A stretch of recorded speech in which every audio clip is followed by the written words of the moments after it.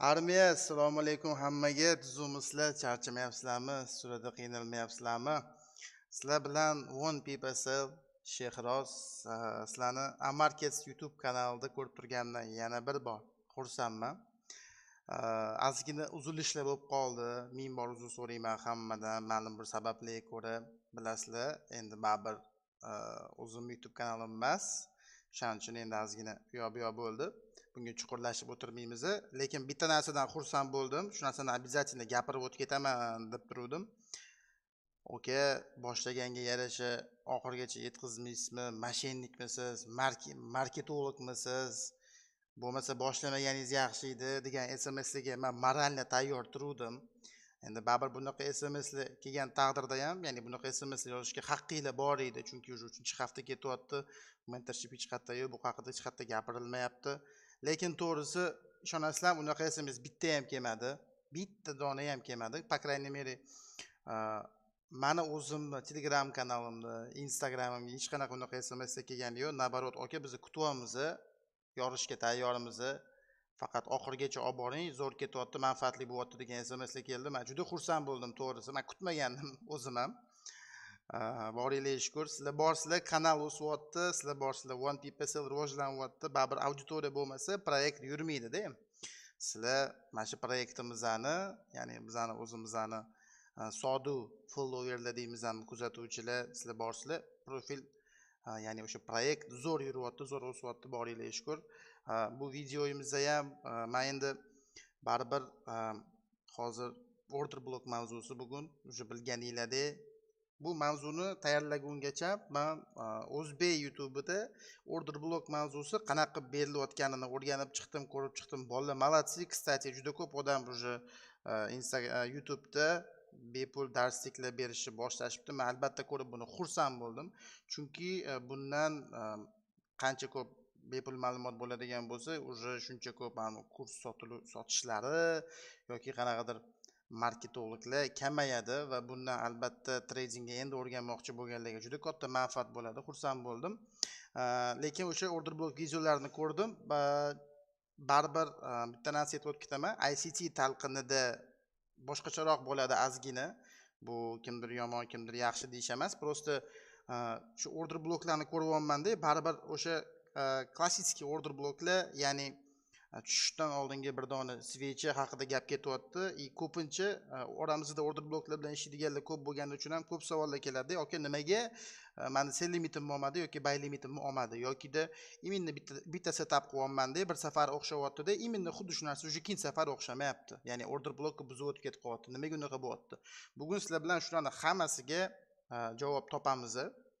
Ya'ni именно nima sababdan o'sha order blokka yetib kelmasligini men sizlarga konkretni tushuntirib beraman. Bu dars qolgan darslarga qaraganda uzunroq bo'ladi. Ya'ni tayyorlanib bemalol o'tirib olinglar. Buni 2x ga qo'yib eshitish kerak emas yoki o'tkazib ko'raman desanglar ham adashasizlar, chunki ko'rsatgan narsamdan ko'ra bugun gapiradigan gaplarim ko'proq informatsiya bo'ladi.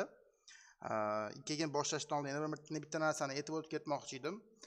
Pauzadan foydalanib ozgina qaytganga yarasha yaxshiroq qaytdik. Ya'ni yaxshiroq tayyorgarlik, yaxshiroq kontent, chiroyliroq slaydlar, ko'proq informatsiyalar, yaxshi ovoz, hammasini to'g'riladik. Ovoz yaxshi degan umiddaman. Обязательно yozinglar, ovoz qanaqa bo'ldi mana shu darsga, chunki ozgina o'zgartirishlar kiritdik baribir.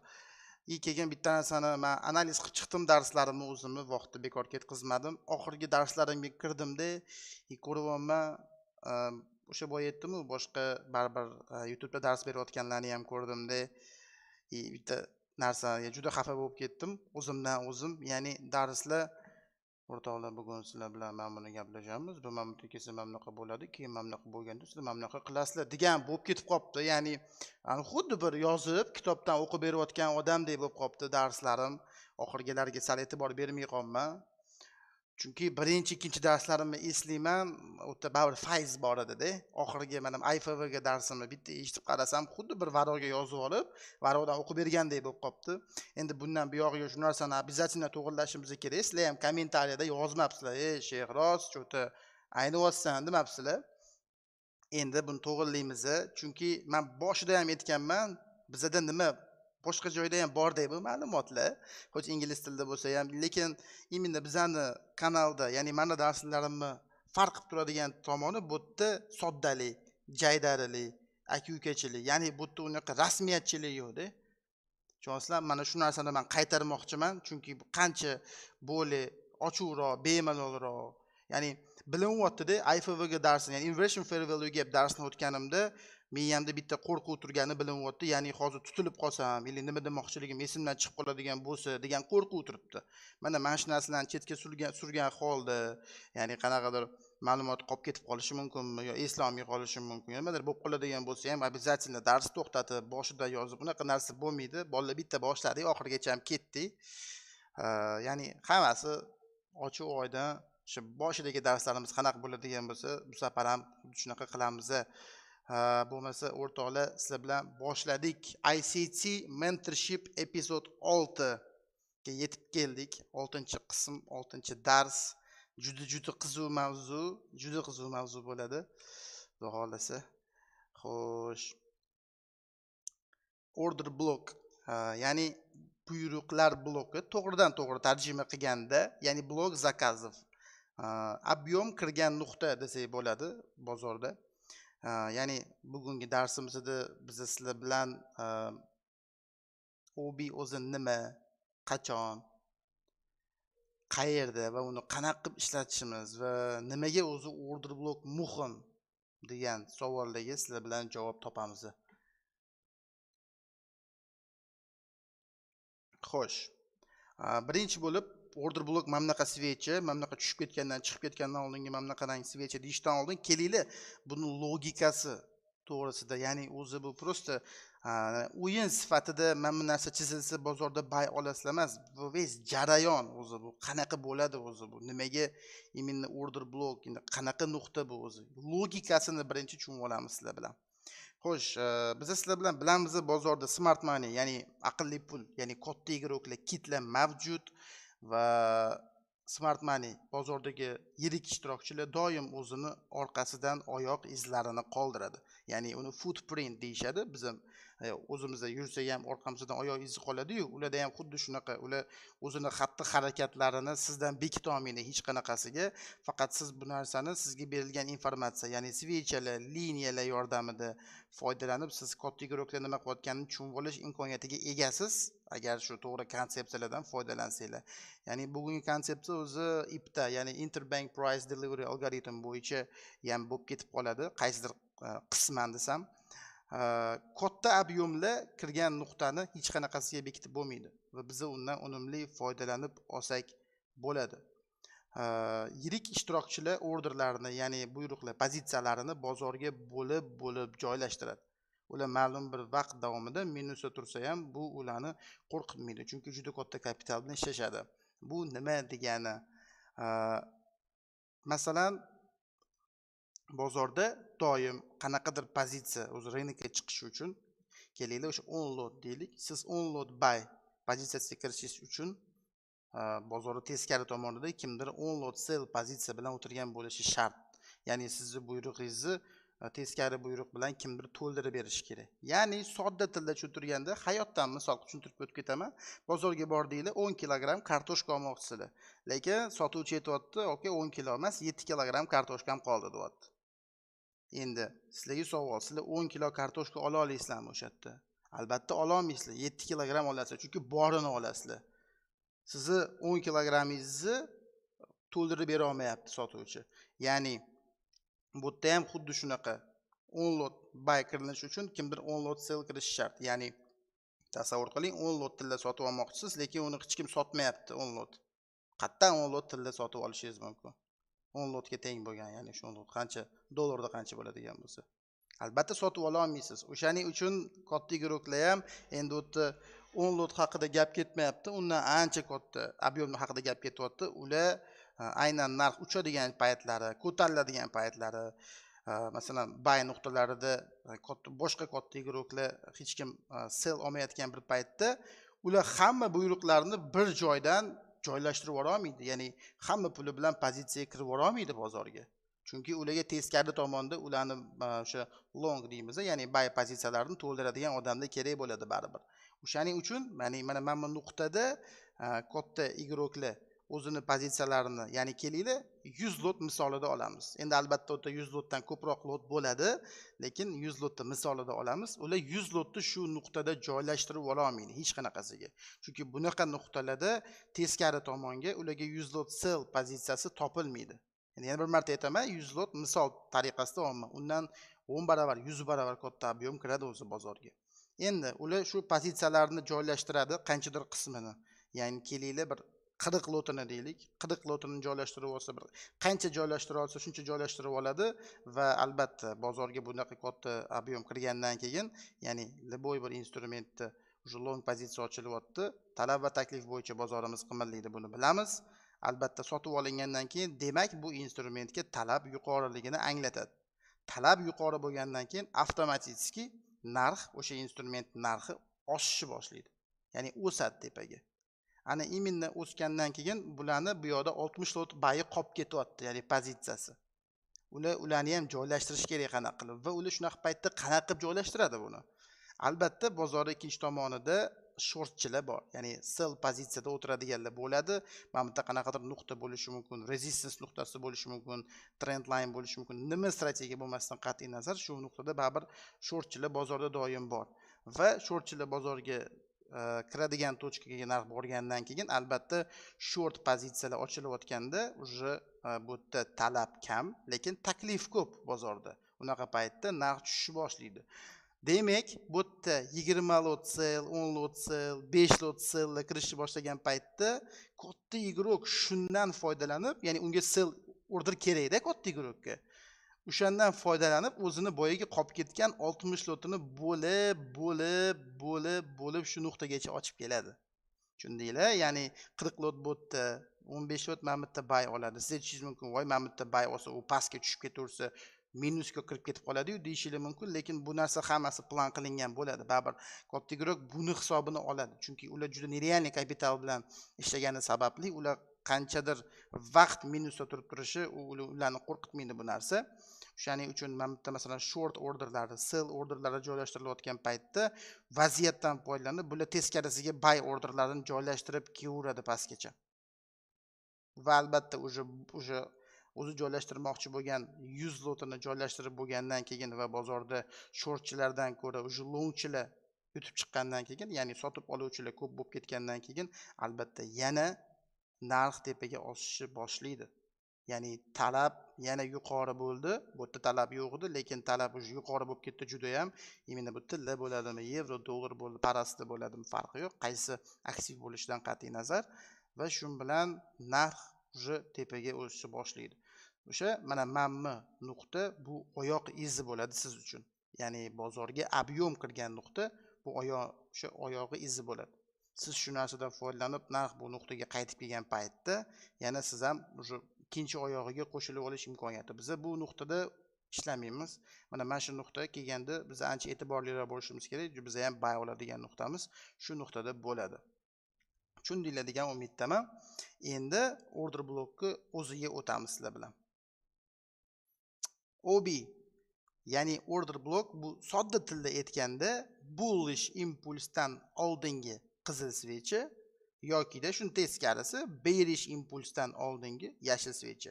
Bullish impuls deganda bu bichi impuls, ya'ni o'suvchi trend, o'suvchi narx o'sishi, bearish bu tushishi, ya'ni bichi. Anaqa medveji deganim, uzr, bichi demma, medveji impulsdan oldingi yashil svechi men misolda ko'rsatilgandek.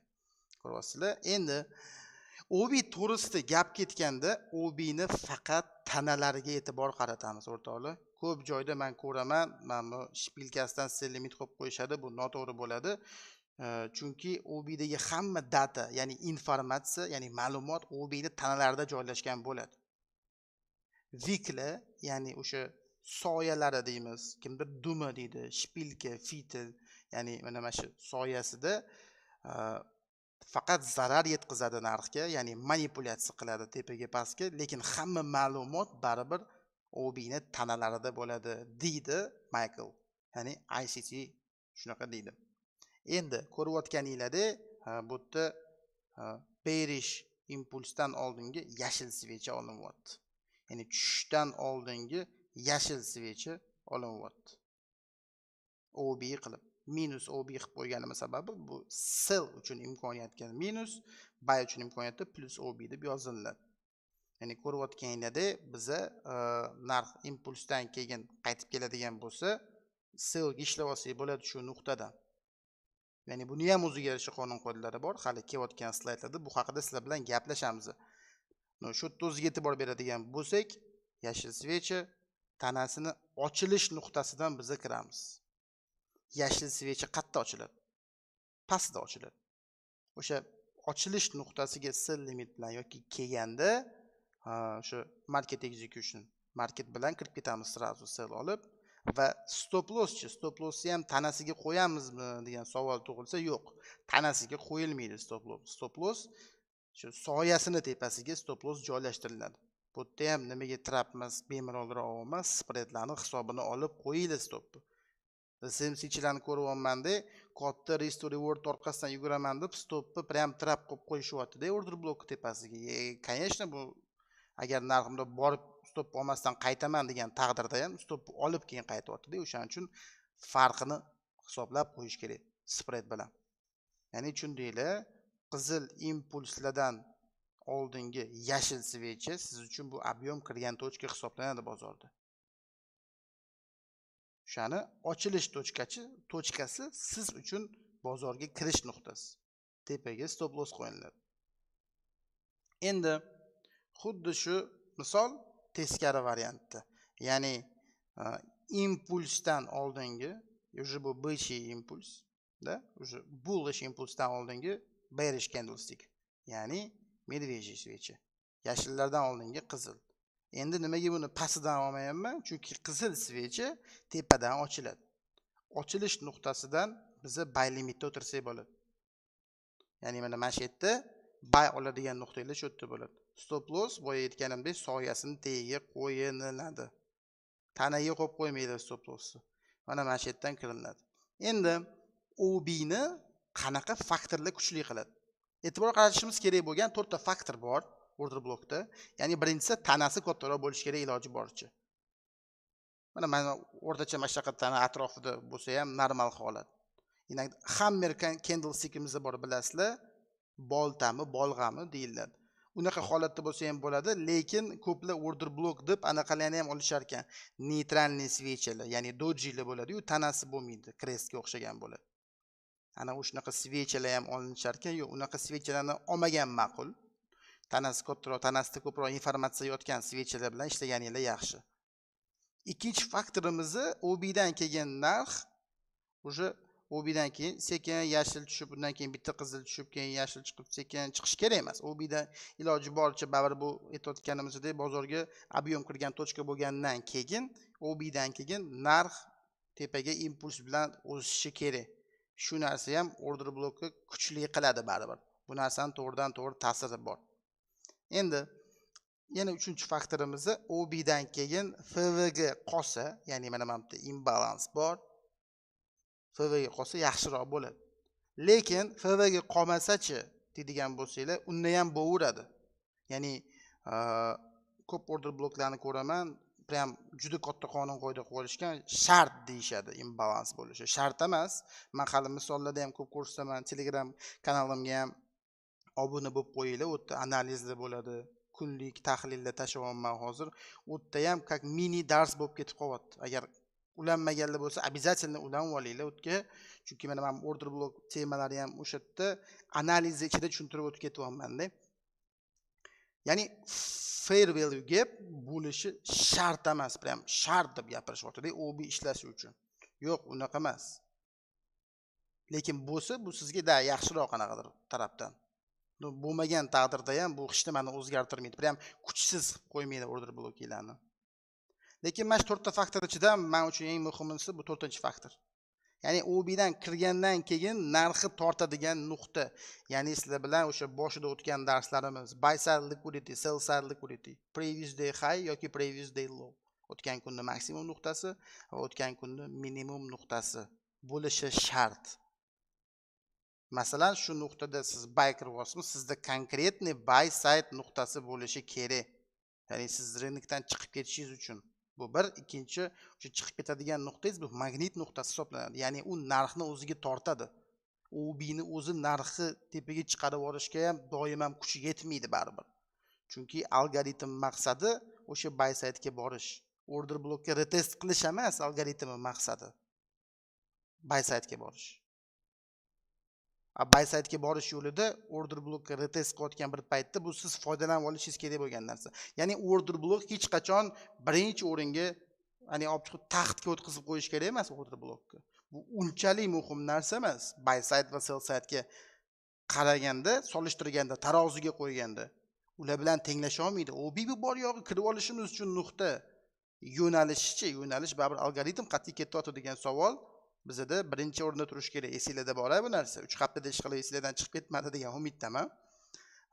Keyin o'zi 4 ta faktor, mana shu faktorlar. Keyingi slaydga o'tishdan oldin bittasini aytib ketmoqchiman. Agar bu darsni sizda hozir chiqib qolgan bo'lsa, siz ko'rayotgan bu birinchi darsingiz bo'ladigan bo'lsa, yoki faqat bularni bilaman, OB kerak menga deydigan bo'lsangiz adashasizlar. Qaytib birinchi darsdan boshlab ko'rib kelmaguningizcha bu dars sizlar uchun почти что ishlamaydi desam ham bo'ladi. Chunki buy side, sell side nuqtalari siz order bloklar umuman ahamiyatga ega emas. O'rtoqlar. Keyingi slayd. Ana endi yana bitta narsa bor. OBda shu narsani ham aytib ketaman. ICT endi order blok 50% haqida gap ketyapti. Ya'ni OBni tanasidan tashqari yana bir muhim bo'lgan nuqtasi mavjud. Ya'ni mean threshold, MT. MT deb qo'yishsa nima ekan bu deb qolmasligini uchun aytyapman. Ya'ni Shehroz qiyinlashtirmasdan shuni order blokka 50% deb qo'ya qolsang bo'ladi-yu, baraka topkur deyishinglar mumkin. Lekin baribir ICTda qanaqa berilayotgan bo'lsa YouTube kanalida men sizlarga shunaqa berishga majburman. Chunki aytganimdek, men bunga o'zgartirish kiritayotganim yo'q yoki qanaqadir soddalik qilaman deb Amerika ochish niyatim yo'q. Chunki oranglarda baribir angliyskini zo'r biladigan bolalar bor.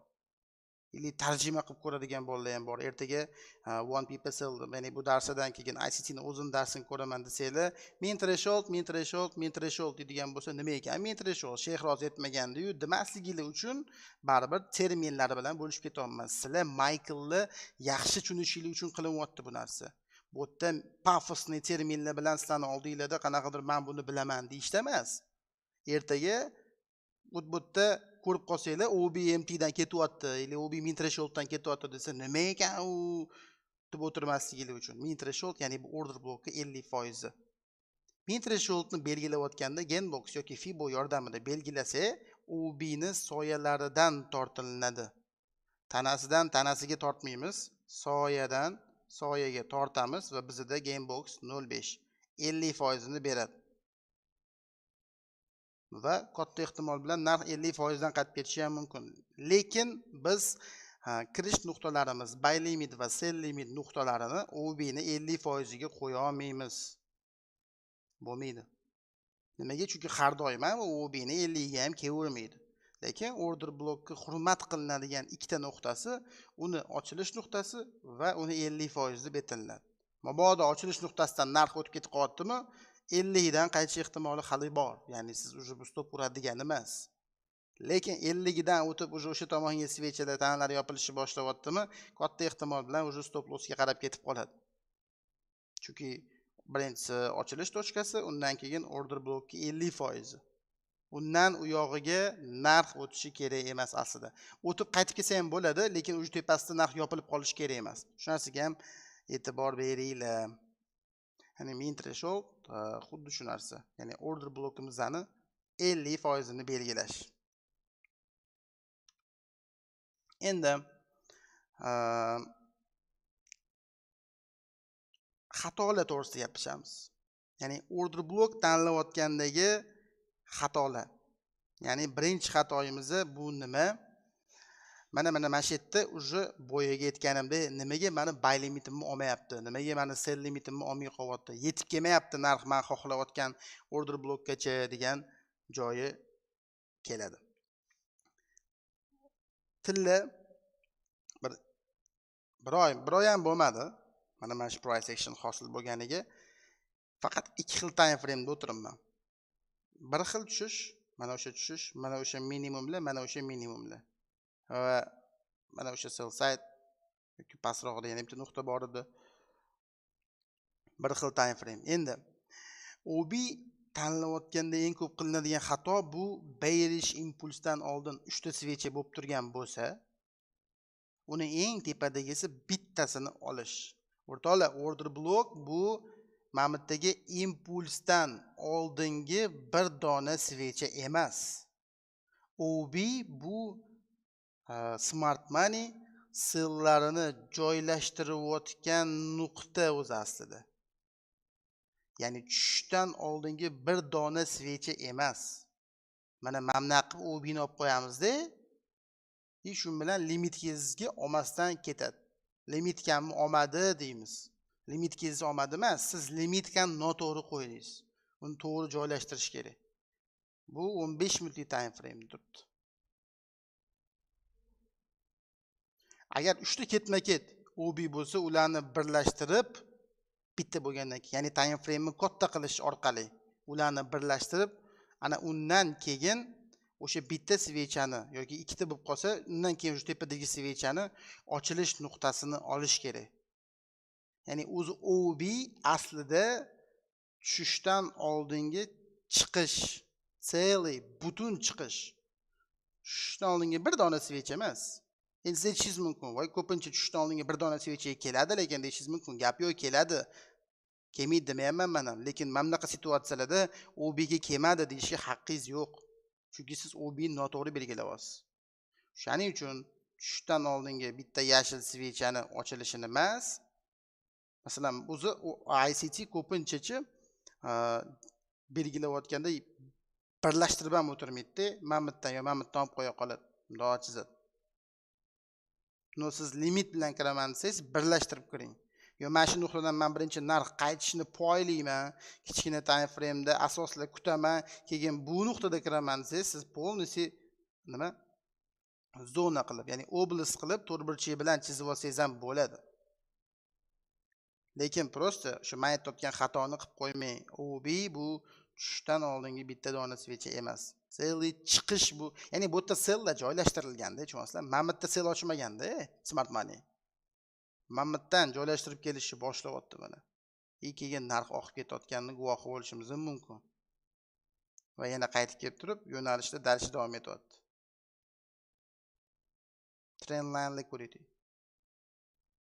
IMD pattern, ya'ni accumulation, range, undan narx chiqqan tepaga, ya'ni konsolidatsiyani narx qatga buzib o'tsa, u yolg'on hisoblanadi. Va teskari tomonga 2 baravar tushib ketishi mumkin. 2-3 ta dars qoldi. Bu mavzuni ham o'tib beraman. Zo'r mavzu, AMD patternni bilganlar bo'lsa, kommentariyga yozib qo'yinglar. Bu mavzuni ham alohida o'tamiz. Ya'ni hamma narsa sizga gapirib turibdi bu yerda. Endi xuddi shu yerda qanaqa qilib olsak bo'lardi, mana bu yerda ko'rsanglar bo'ladi. Bu yerda uje 1 soatlik time frame o'tkazganman. Shehroz nimaga 2 soatlik time frame ga o'tkazib, men ikkalovini bitta qilib olmaning deyishingiz mumkin. 2 soatlik time frame ga o'tkazganimda 2 soatlik bitta tanasi juda ozg'in bo'lgan doji ga o'xshagan, ya'ni neytralniy svecha paydo bo'lib qoldi. To'g'ri, u yashil edi. Lekin neytralniy svecha paydo bo'lib qoldi. Boya aytganimda, men tanasi katta bo'lgan OBlar bilan OBlarni tanlayman. ICT ham o'sha shunaqa deydi. Neytralniy svecha paydo bo'lib qoldi va bir dona uni tanasidan olib turib, mana shu yerga to'g'ri kelardi baribir. Va o'sha yerdan limitkada o'tirsa bo'lardi. Lekin men uni qilmadim, chunki boya aytganimda, ana 4 ta faktor dedim-ku. Menga mana почти hamma desa bo'ladi. Mana bu yerda ozgina shpilkasi bor degan xayolimda, har doim mana bunaqa svecha bo'lishi ham shart emas. Tanasi kattaroq, informatsiyaga boy bo'lsa bo'ldi. Endi stop loss, mana shu yerda savol tug'iladi. Stop loss placement, ya'ni stop lossni joylashuvi shu yerda qanaqa qilamiz? Mana bunaqa holat bo'lib qoladigan bo'lsa va OB dan keyingi svechani shpilkasi sal balandroqda bo'lsa, mana buni bu swing high. Nimaga? Chunki razvod bo'layotgan paytda svechani o'rtadagi svecha o'zidan bitta oldingisidan ham maksimum baland. Bitta keyingisidan ham maksimum baland, ya'ni swing point. Mana shu tochkaga stopni joylashtirib qo'ysanglar bo'ladi. Xo'p, buni shpilkasi ma'muladan ham baland bo'lib ketsa-chi deydigan bo'lsak, unaqa holatda OB ni o'zida stop lossni ushlasanglar bo'ladi. Bunaqa holatda mana mamutga qo'yib qo'yaverasizlar. Mamutga qo'ygan taqdirlarda ham stop urmayapti, gap yo'q, lekin bari bezopasniy bo'lishi uchun spread hisobini olib sal teparoq mamutga joylashtirib qo'yaverasizlar. Tushundinglar? Shuning uchun mana 1 soatlik time frame'da men bu nuqtani olganman. Men bu yerda baribir 1 soatlik time frame OB'sidan men to'g'risi kirmayman. Lekin bu degani sizlar ham kirmaylar degani emas. U kirsa bo'ladi, cho'tka atribotga qilib beradi. Men просто mana mashlarda kirsam bitta tushadi-yu, o'sha chiqib ketishni yaxshi ko'raman. Tez kirib tez chiqaman. Bu scalping emas, yana bir marta qaytaraman. Scalping degani ko'plar aytishyapti-da, okay, u scalpermisiz, yo'qmisiz deb. Yo'q, bu scalping emas, baribir bunga weeklydan tushib kelib, poylab turib, просто siz MSS dan kelgan bozor qayd berganda o'sha paytda kirib, ближайший lowlarda chiqib ketasiz-da. Ya'ni bozorga tezlik kirganda kirishni yaxshi ko'raman. Kirganimdan keyin yonga yursa, qimirlamasdan tursa xohlamayman. Baribir vaqtlarni ishlatgan holda boshqa konsepsiyalar bilan bu narsani ham aniqlasa bo'ladi. Shuning uchun ko'pincha rynokka tezlik kirgan paytda bosib yuboraman. Bu xatoni tushundinglar degan umiddaman. Bu xatoni qaytarmaylik hech qachon. Keyingi slaydimizda yana bitta o'sha ikkinchi xatoyimiz. Eng ko'p qilinadigan yana bir xatolarimizdan bittasi bu duch kelgan OB dan ishlash. Gap yo'q, FVG bor, impuls bor, lekin bu OB dan ishlasa bo'ladi degani emas. Siz eng muhim bo'lgan narsani esdan chiqarib qo'yasiz. Ya'ni grafikni shuna ochganda, grafik keldinglar, men baribir dikta bolalarga qanday analiz qilib bering deganlarimda ko'rganman-da. O'zim ham shunaqa bo'lganman. O'zim ham mana aytganman, intervyuda aytganimda ham o'sha smart money concepts, ya'ni o'sha supply demand bilan ishlayotgan paytlarimda o'zim ham xuddi shunaqa edim. Inducement plus OB ko'rsam bo'ldi deydi. Inakda ishlaydi, inakda ishlamasdi. Sababini aytishni o'rganib keyin bildim. Ya'ni shu grafik analiz qilishni boshlaganda srazu OB larni chizishdan boshlashni bas qilish kerak. Srazu OB qatta emas. Algo narxi, ya'ni algoritm narxi qatga olib chiqmoqchi. Ya o'sha qatga olib chiqmoqchiligini aniqlagandan so'ng, ya'ni yo'nalishni bilganingizdan so'ng, o'sha yo'nalishgacha men hop bildim bay ekan. Endichi, ana endi OB yoki FV ga qidirsak bo'ladi. Tushundinglar? Kirdinglar, mana bu OB bor ekan-u, mana bu ochib olsizlar, mana bu OB bor ekan, hozir keladi, mana bu inducement. Mana aytaylik, oranglarda nechta odam mana shu narsa bilan ishlayapti haligacha. Ya'ni OB dan oldin OB ga yaqin kelmagan bitta minimum. Aytaylik, menga mana bu FV ni chizib turib, OB ni chizib turib, inducementni chizib tagiga X qilib qo'yib, yana mana bu kelganda mana bu bay olaman degan ideya yo'qmi? Borda haligacha bu narsa. Bizib o'tib ketgan. Ay, bu o'xshamadi, lekin bunisidan aniq ketadi, chunki manba ekanda inducement deymiz. Menda o'zimdan boshimdan o'tgan o'rtoqlar bu narsa. Voy, menga qarab turib, men inducement deb, men o'zini hisobga olmayman-u, men bitta teng bo'li imbalans ham bor ekan. Voy, mana inducement deb bunisidan kirsanglar, bu ham stopda. Ha, bu ham stopda. Qaranglar. Ko'ryapsizlarmi? Lekin siz shuni buy emas, mana bu ikkita buy side liquidity bor. Buy side olinyapti. Buy side olinyapti. Pastga nima beryapti? MSS struktura almashyapti. Endi bir xil cho'k deydi, bir xil cho'ch deydi. Ya'ni trend razворот signali. Shu oxirgi maksimumni yasagan minimumni buzilishi. Da? Tana bilan nima? Soyasi bilan buzganu deyshadi hozir. Time frame bitta pasaytirsanglar, tanasi bilan buzganini ham ko'rasizlar. Ya'ni buy side liquidity yechilyapti. Razворотный signal ICT mentorship 2022 modelni biladiganlar bo'lsa, yozinglar kommentariyaga. Ya'ni buy side MSS, OB yoki FV dan kiriladi. Fibo tortsanglar ham как раз optimal trade entry ga to'g'ri keladi. OT buni ham o'tib beraman. Ko'rasizlar? Nuqtasigacha. Voy, spreadda olmay qolishi mumkin. Bu yerga sell limit qo'ysam, balki topkurlar spreadni hisobini olib sal pastroq qo'yiladi. Shuning uchun keldi, lekin ochilmadi. Bu faqat sizning muammoingiz. U bining muammosi emas, trendning muammosi emas, brokerning ham muammosi emas. Spread o'sha har kuni siz bilan birga u spread. O'sha uni inobatga olishni o'rganish kerak. Ko'rdinglar, mana tayyor case, ya'ni inducement OB emas, buy side, razворот signal, qaytdik, mana mana bu yerdan kirsa bo'ladi. Tushundinglar, mana konkretni ko'rsatilyapti bu narsa. Hozir oranglarda baribir borib, bu bo'lgan bozor, u yoq edi, bu yoq edi, baraka topkurlar. Bu bo'lgan bozorda emas, endi bo'layotgan bozorda men dars sizlarga o'taman deydigan bo'lsam, nima biz bir kun dars o'tishimiz kerak bo'lib qoladi. Bir kun dars o'tishimiz kerak bo'lib qoladi. Shuning uchun bu narsa bo'ladigan bo'lsa ham xuddi shunaqa bo'ladi. Ertaga xuddi shunaqa model bo'lishi mumkin. Kuzatinglar bozorda. Ya'ni bu bo'lgan bozor ham qachondir endi bo'lmoqchi edi. Tushundinglar? Ya'ni bu bo'lgan bu to'g'ri. Lekin mammitlarda narx qachondir yurganda, ya'ni shu imkoniyat sizga keladi. Bu backtesting bu. Men mammitda kirib, mammitda chiqib ketganman demayapman sizlarga. Men mashta olganman, sell emas. Mana mashta sell olsak bo'ladi deyapman. Bu dars bu. Shu narsani inobatga olinglar. Tushundinglar? Endi ana endi men yaxshi ko'rgan qismi, ya'ni xatolar emas, o'zi qanaqa biza kirishimiz kerak, nimalarni inobatga olishimiz kerak. Xo'sh, birinchi navbatda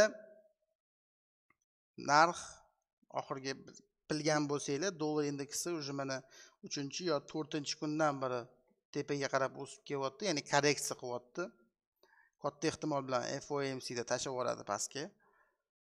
Hozir korreksiyada dollarimizni tepaga ketyapti va avtomatik funt dollarimizni, yevro dollarimizni sellda. Endi mana bu yerda ham shu sell holatini ko'rishingiz mumkin. Bu yevro dollar parasi, yevro USD. Oxirgi swing pointdan bu swing pointgacha tanadan tanaga tortaman men premium discount doim va mana o'sha 50%. Oxirgi impuls korreksiyasi 15 minutli FVG ga to'g'ri kelyapti. 15 minutli, 30 minutlikda ham bu hozir 15 minutlikda olingan, atak 30 minutlikga olsanglar bitta FVG bo'ladi-da, mana bunaqa kirmagan bo'ladi. Kirgan bo'lgan taqdirda ham men davno bu narsani aytib o'tib ketganman, bu одноразовый nuqta emas. Именно xuddi shu premium discount zonasidan FIBO tortsanglar ham 0.79 ga to'g'ri kelyapti bu nuqta. Narx impuls korreksiya qilyapti, korreksiya premiumga chiqyapti va уже yangi kun ochilyapti. Dollar yana tepaga o'sish fonida yevro katta ehtimol bilan kechagi kunda yasalgan sell side liquidity, ya'ni PDL ga hujumini men kutyotgandim. Yevro dollarda. Tushunasizlarmi, nima protsess bo'lyapti? Va dollar sell trendi boshlab kelyapti. Menga kirishga hech qanaqa nuqta bermayapti. Agar mana bu nuqta mana pastki strukturani buzib, mana bu OB dan qaytgan-ku desanglar ham bo'ladi, lekin bu OB dan meni kirgim kelmadi. Men lutchi qani narx bu OB dan qaytarmikin? Agar bu OB dan ham narx pastga qaytsa, уже sell side hujum qiladi. Ya'ni yanada bo'lib bezopasniyroq bo'lishi uchun.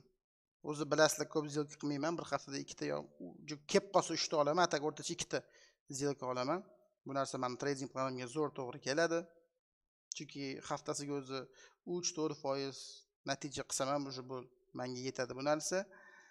Va ko'rayotganinglarda narx chista toza chiroyli sell trendga kelyotdi.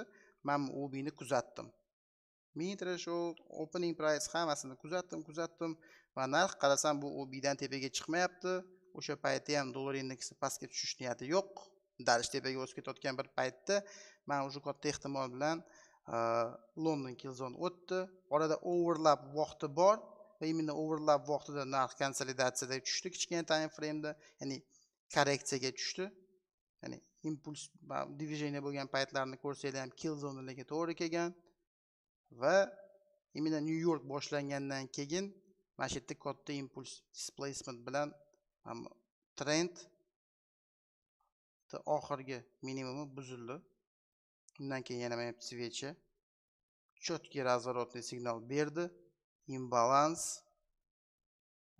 kichkinaroq time frame ga o'tib 5 minutlikdami tanasi fitili buni uzun bo'lgani uchun kichkinaroq time frame ga o'tib turib OT optimal trade entry ni tortdim fi bo'yimni 0.79-0.62 o'rniga to'g'ri keldi va o'sha yerda menda order block bor edi 15 minutlikda.